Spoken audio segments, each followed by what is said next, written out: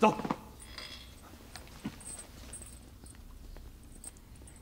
走，老实点。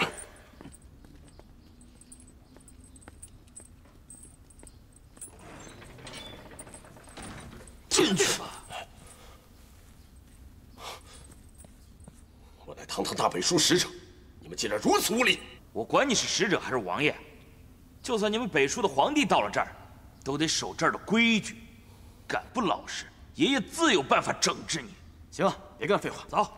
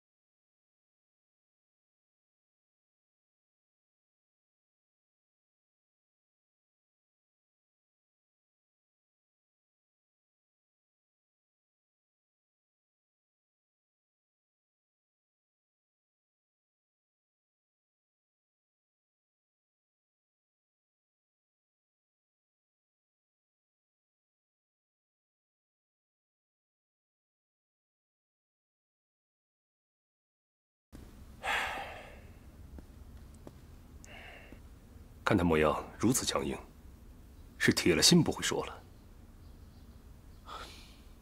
他在尹光面前所写的寄语，真的会动了手脚吗？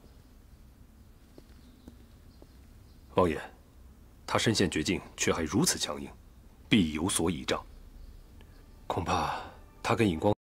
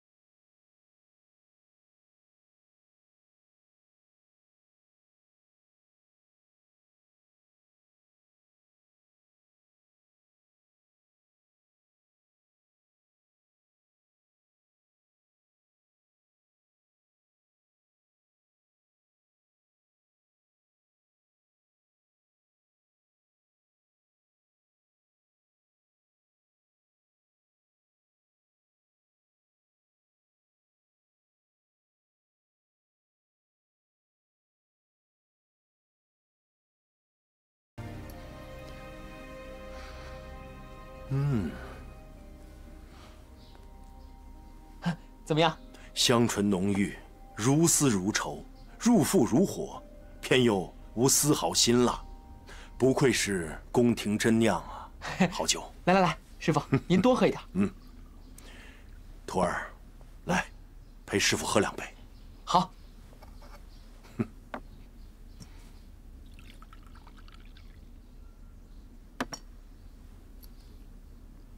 来，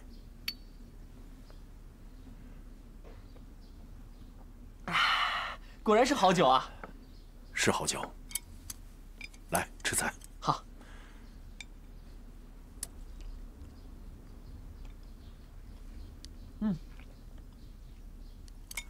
徒儿啊，这么多年，你有没有想过寻找自己的亲人呢？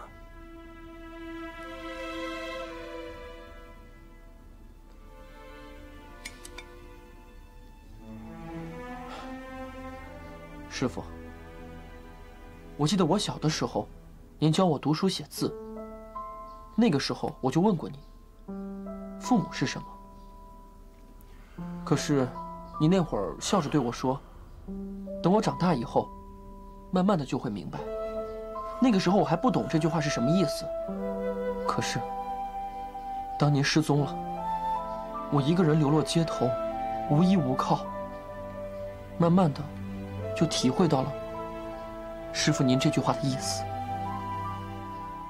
我小的时候也很想跟其他小孩一样，有自己的父母，有自己的家，至少不用流落街头，孤苦伶仃的。我想象中，我的母亲应该是一个很好看的人，笑起来会很温柔，做的饭也会很好吃。我的父亲呢，应该是一个很强壮的人，至少能够保护得了我。但是后来逐渐想着想着，这个念头也就越来越浅了。看到其他的小孩子拉着自己的父母，也不会那么羡慕了。对，他们是有父母，可是我也有师傅。来，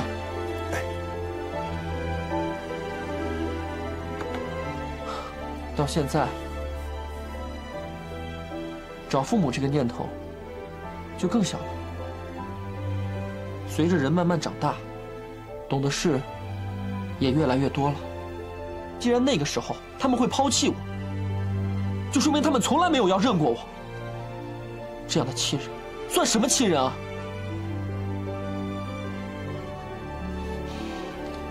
生育之恩，怎及养育之恩呢？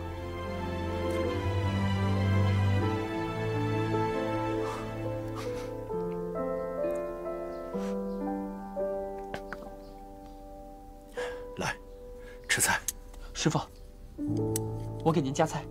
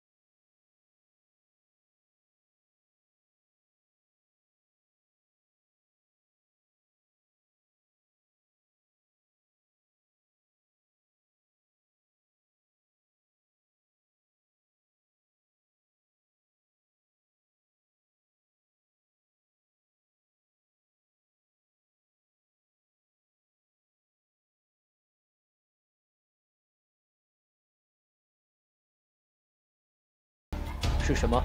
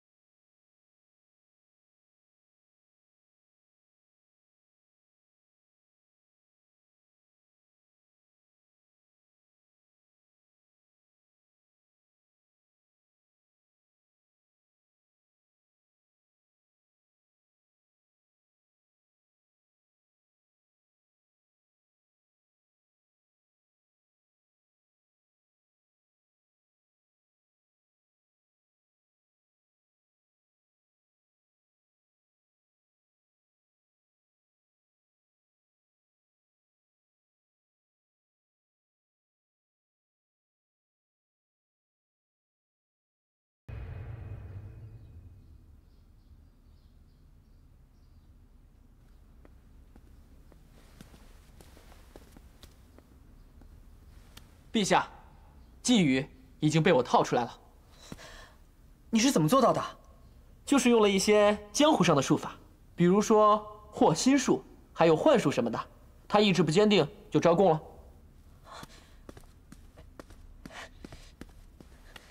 没想到世间还有这么厉害的法术，难不难学？教教朕。陛下，难道你忘了先帝的教训了吗？皇叔，先帝一生贤明，可惜迷信神鬼长寿之术，留下了污点，甚至丢掉了性命。这么活生生的教训，难道你要重蹈覆辙吗？皇叔，我错了。陛下身为人君，一言一行都会影响到天下万民，甚至一个念头都会影响国运民生。你岂可鲁莽行事啊！多谢皇叔，侄儿险些酿成大错。太岁，他招了。不错，都下去吧。是。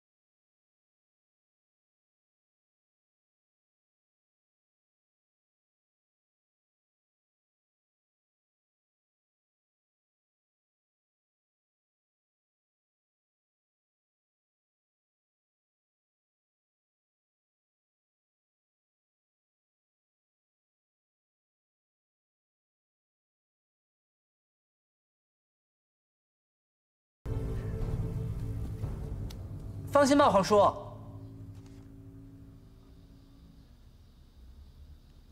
事情的来龙去脉就是这个样子了。如此甚好，这样一来，推背图的下落就掌握在朝廷手里了。唉，这推背图真是个祸害。等找到以后，把它毁去吧。太后所言极是啊。皇上呢？怎么没一起回来？陛下说要在城外游玩一番，随即便回。太后放心，有北斗司和禁军保护着，是不会出什么问题的。这怎么行呢？我儿万金之躯，万一出了什么问题，岂不天下大乱了？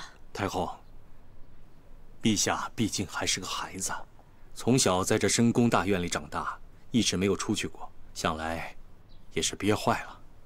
再者说，出去见识一下民间的疾苦也好，省得闹出个何不食肉糜之类的事情来，那岂不是要一笑千古了吗？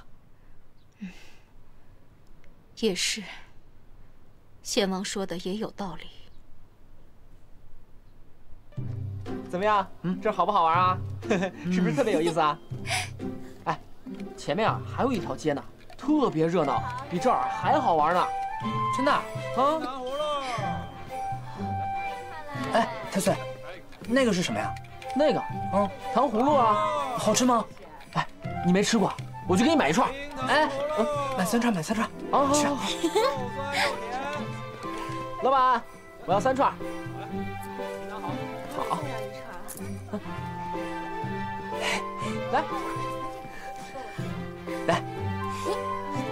给，谢谢啊，走。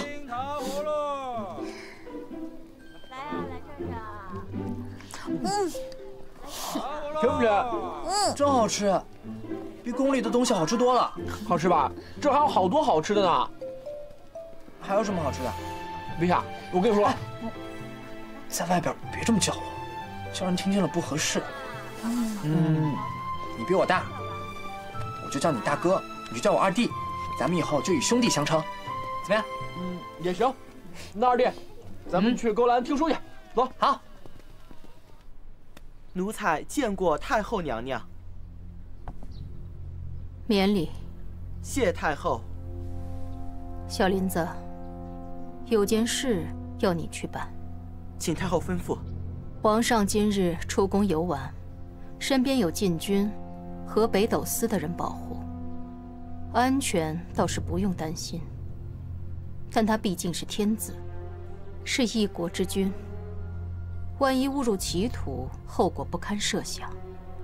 得有人跟着，以免他误交朋友，染上恶习。小林子，我看你平时办事机灵，皇上也信任你，这件事就交给你了。太后放心，小林子一定跟在陛下身边，保证不让不三不四的人接近陛下。哎，来，师傅师叔，你看我把谁带来了？这可是当今的皇帝陛下。老弟，这是我师傅，这是我师叔。哦，你们见过对吧？草民玄玄子见过帝陵陛下，子见过陛下。前辈免礼，我跟太岁以兄弟相称，前辈不用这么客气。哦，刚才草民听陛下说，私下里与太岁以兄弟相称。对啊，我跟太岁很投缘。这不太合适吧？朕平日里也没什么兄弟，所以羡慕兄弟多的人家。皇上没有兄弟，才会想兄弟。倘若皇上真有兄弟了，恐怕并不愉快吧？前辈为何这么说呀？哎，朕明白，前辈说的是朕屁股底下这张皇帝宝座吧？都说皇家无情，但朕不这么认为。朕以为，兄弟之情远大于权柄富贵的诱惑。看来你多虑了。影差一寸，北极所在。这指的究竟是什么呀？我用8卦、64卦去排列，同样都无法解开。这些字句支离破碎，毫无规律可言。好在陆犯现在已经被关进天牢，除他以外，没有人知道这副寄语。倒也不急于这一时。慢慢来吧。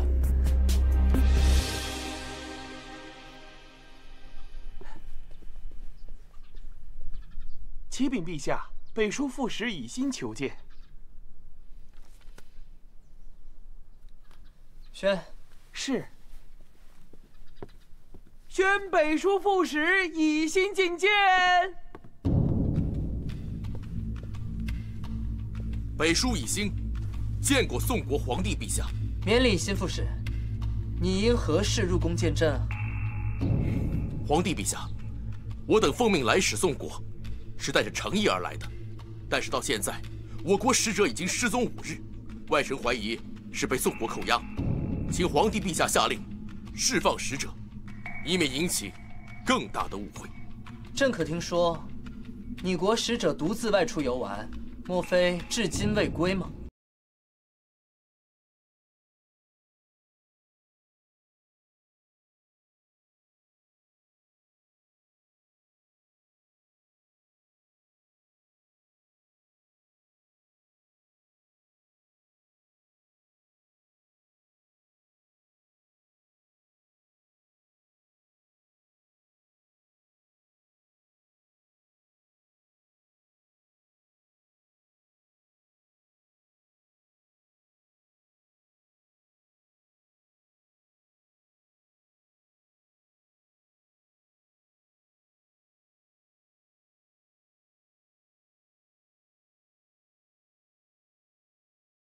这事朕知道了，朕会派人帮你寻找的。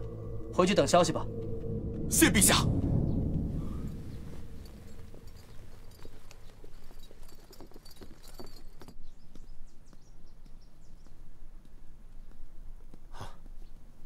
两位前辈，洞明先生，不知两位前辈找我有何事啊？洞明先生，草民想打听一下，北斗司是否查明推背图的下落了？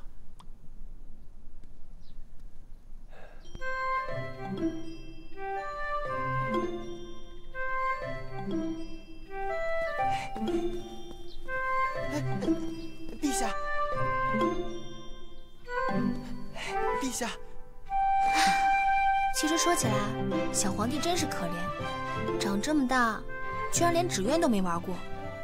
是啊，我以前还以为皇帝是世界上最开心的人呢，没有想到皇帝一生肩负万民福祉，享受天下供奉，但同时呢，也要为天下百姓负责呀。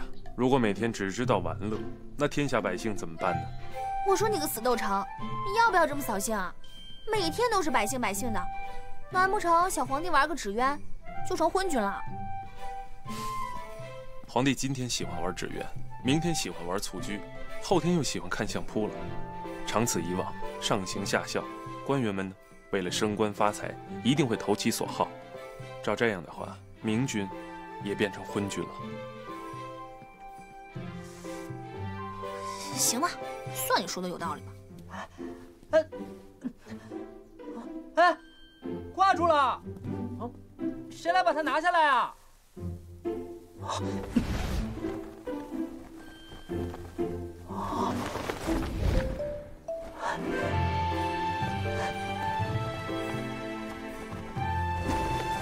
陛下，仙叶，没想到你这么厉害。陛下过奖了，听说你们武功高强的人都有个绰号，那朕就赐你玉离，怎么样？多谢陛下赐名。实不相瞒，那幅寄语已经到手了，可是推背图却仍不知下落。啊，那么陆范和那个戴着面具的神秘之人呢？陆范已被我司抓获，现在天牢。那个能驾驭雷电的神秘人被陆范杀了。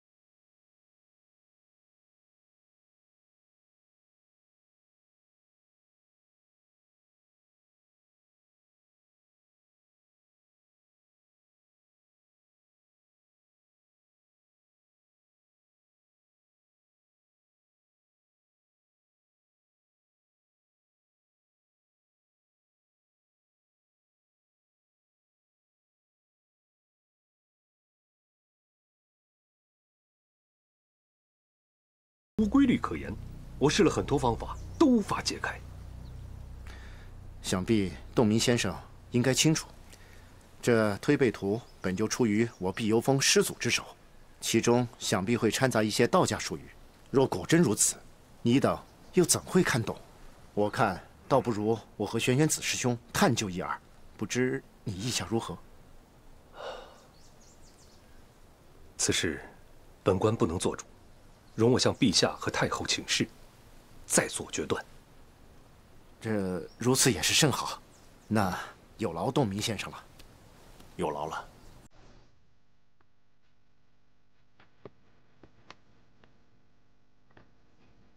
小林子，皇上今日出宫游玩，都与什么人接触了？回太后，陛下每次出宫都是去找北斗司太岁星君。太岁，这人我倒认识，你说说看，此人如何？依奴才观察，太岁此人虽是出身市井，但性格开朗，人品正直，对陛下也很关心爱护，算得上是一位益友。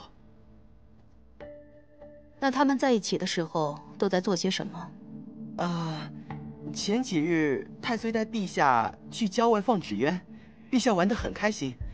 昨天在京里逛街，太岁带陛下去尝淮南小吃，然后去仙踪楼喝茶，听了一段折子戏。也就是说，他们整天都在吃喝玩乐。倒也并非如此。说清楚。奴才不敢靠得太近，只在远处偷听他们交谈，发现太岁每每给陛下介绍东西，都会告诉陛下此物来历。说重点。是，比如说昨天太岁带陛下去尝淮南小吃，然后介绍这些小吃的来历、价格、材料、产地，以及类似的小吃在京里有多少家，养活了多少人，还有这些百姓靠经营这些东西有多少收入，还有……行了，下去吧。是。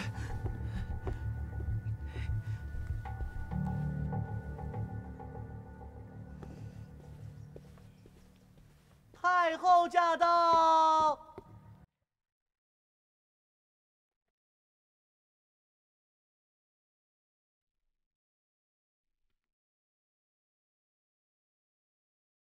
都退下吧。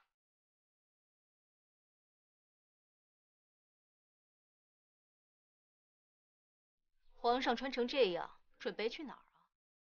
我要出宫。去找太岁。是。准备去哪儿玩啊？不是去玩，是办正事。办正事。好，你说说看，办什么正事啊？母后，川蜀大旱，流民进京，城南有户妇在施粥，儿子想去看看怎么回事。就这事？母后，难道这也算小事吗？流民从川蜀一路进京，要走多长时间？走多少路？路上会死多少人？官员们是否救济灾民？这一切，耳听为虚，眼见为实。我得去了才知道，到底有多少流民，官府是如何安置他们的呀？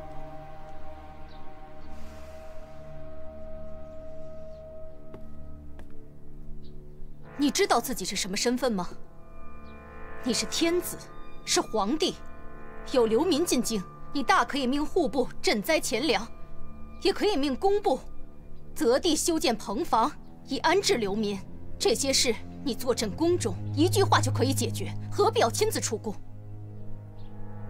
想必是拿太岁给你出的主意吧？